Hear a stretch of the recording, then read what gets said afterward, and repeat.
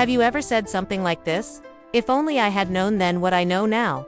There are so many times in my life that I have wished that I had known what I know now. If only I had known back when I was younger, I would have saved myself so much time, effort, and energy. But here's the thing, we can't change the past, but we can use it to our advantage. We can learn from every single moment, every single experience in our lives. There is this one specific event that happened to me recently that has inspired today's message. And so I wanted to share it with you because this is something that changed my life. I used to think of myself as an unlucky person. Like bad things happen to me all the time. I am a victim of circumstances. I used to think that way. I still have moments where I feel that way.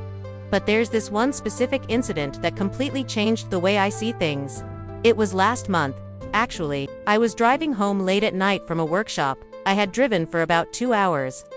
I was supposed to meet my husband at home at 9 p.m., but I got caught in traffic. I was getting frustrated because I was like, hey, if I don't get home soon, my husband's going to be mad. He's gonna think that I'm not thinking of him.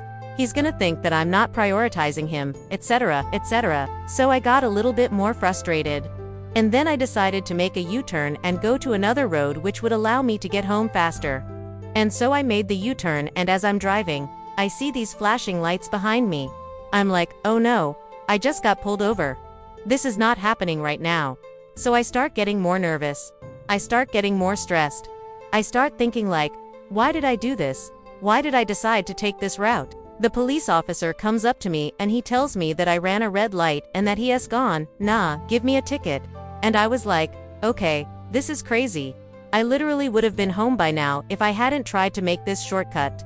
Now keep in mind that I have never in my life gotten a speeding ticket or a warning or anything. And so I was like, well, this sucks. Okay, whatever. Give me the ticket.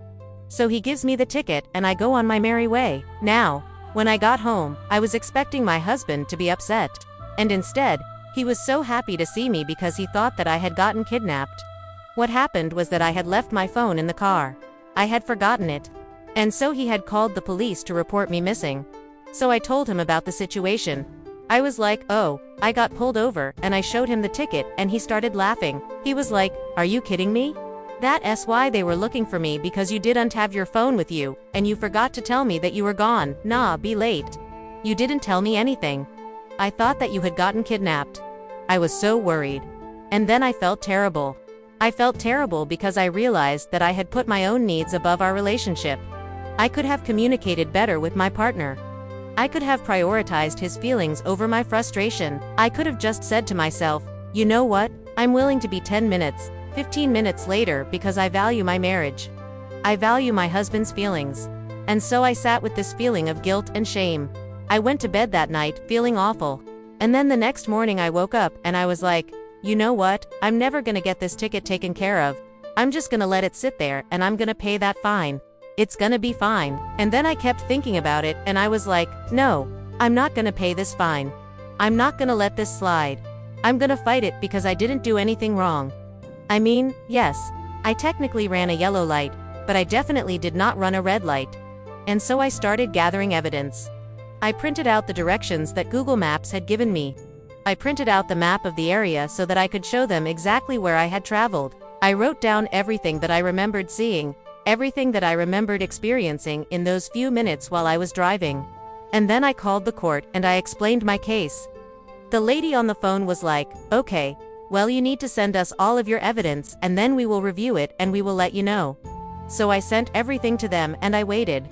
About a week goes by and I get this letter in the mail saying that the ticket has been dismissed. They said that the officer had made a mistake. He had gotten his facts wrong and therefore the ticket was dismissed. When I tell this story, people usually say, wow, that's amazing. You didn't have to pay the fine. That's great, but the most important part of the story is not that.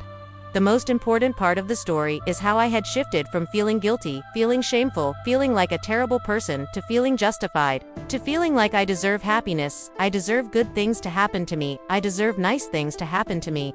Because before this happened to me, I would have thought, oh, this is bad luck. Bad things always happen to me.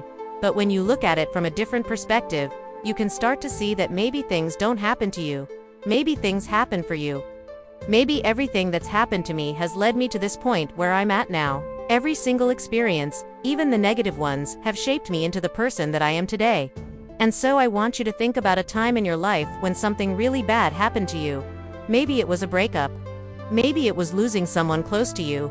Maybe it was losing your job. Maybe it was getting rejected.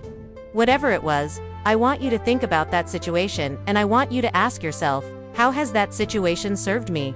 How has that situation helped me grow? How has that situation become the foundation of who I am today? How has that situation become the strength that I have inside of me today? When we start looking at situations through this lens, we start seeing things differently. We start being grateful for everything that we have experienced, everything that we have gone through. And this doesn't mean that we condone the actions of other people. Of course not. I am not saying that someone else's behavior is okay just because something good came out of it for you. What I'm saying is that we can choose to see the good in any situation. And when we do that, we start attracting more good into our lives. And here's why. When you start feeling good about yourself, when you start feeling proud about yourself, when you start feeling grateful about who you are and about what you have experienced, guess what happens? You start feeling worthy of more good things. You start feeling like you deserve more good things. I read this book called The Gifts of Imperfection by Brené Brown, and she says that we have to let ourselves be enough. We have to let ourselves be loved. We have to let ourselves be worthy without doing anything. We can't do anything to become more worthy. We are worthy simply because we exist. We are worthy simply because we are human beings. We are worthy simply because we are trying. And so I hope that you take some time today to reflect on all of the good things that have happened to you, to appreciate all of the experiences that you have gone through, the strength that you gained from it, the wisdom that you gained from it. And I hope that you start seeing that everything that has happened to you has happened for you. I hope that you start seeing that you are worthy of love, you are worthy of happiness, you are worthy of success. You are worthy of everything that you desire, and I hope that you let yourself receive it.